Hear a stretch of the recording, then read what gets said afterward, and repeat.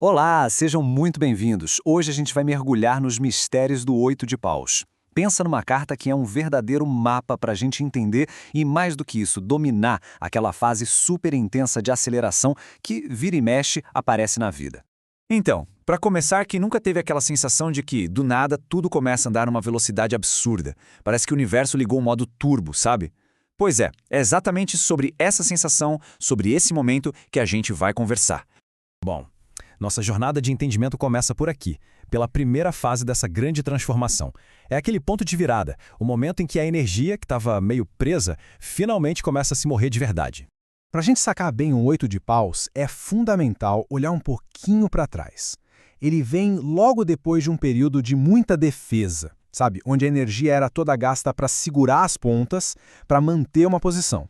Agora, essa mesma energia se solta.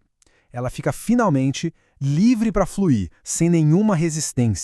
Então, o ponto central é esse aqui, ó. O Oito de Paus é exatamente esse momento em que a trava se solta.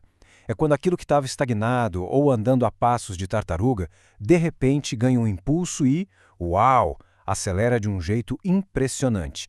E a sensação interna disso, nossa, é muito boa. Sabe aquelas forças que talvez estivessem em conflito dentro da gente? Agora elas se alinham, começam a remar na mesma direção. É quando a gente sente que as coisas simplesmente clicaram. As decisões fluem, as respostas aparecem.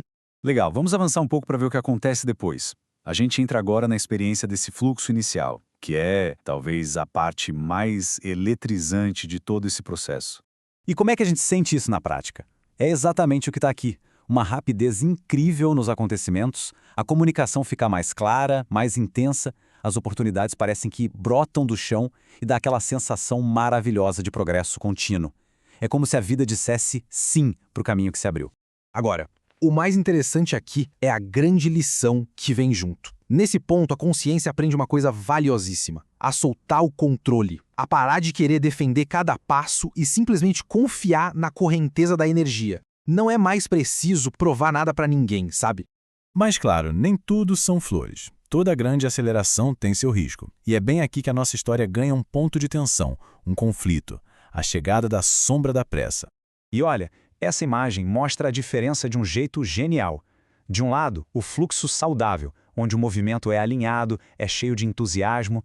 Do outro, a sombra dele, a pressa inconsciente, que joga a gente num redemoinho de ansiedade e decisões ruins, precipitadas. A velocidade é a mesma, mas a qualidade da consciência, essa é totalmente diferente. Tá, e como a gente identifica essa sombra no dia a dia? Os sinais são bem claros, na verdade.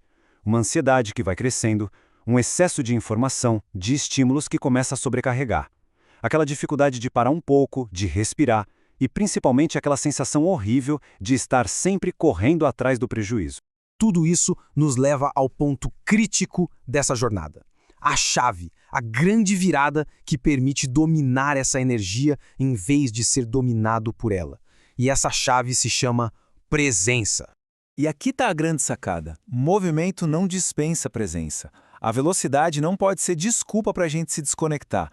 O progresso de verdade, aquele que dura, exige atenção plena, exige uma conexão constante com o próprio corpo, com a própria mente.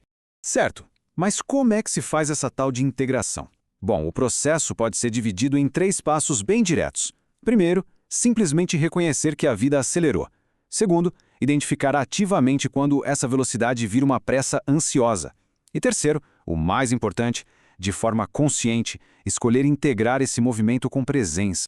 E quando essa integração acontece, é aí que a mágica rola. Aquela correria caótica, dispersa, se transforma num ritmo vivo, pulsante. É o momento em que se aprende a surfar a onda, em vez de ser engolido por ela. E assim, a gente chega na fase final, a maestria, o ritmo totalmente integrado, onde finalmente velocidade e consciência andam de mãos dadas. Essa frase, que vem da fonte original, resume tudo de um jeito perfeito. O fogo corre porque encontra espaço, não porque foge de algo. É um movimento em direção a um objetivo, com propósito. Não é uma fuga desesperada e sem rumo. A diferença é gigantesca.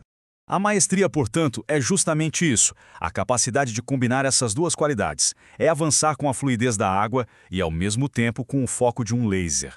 É sobre aproveitar o timing perfeito sem abrir mão da consciência no processo.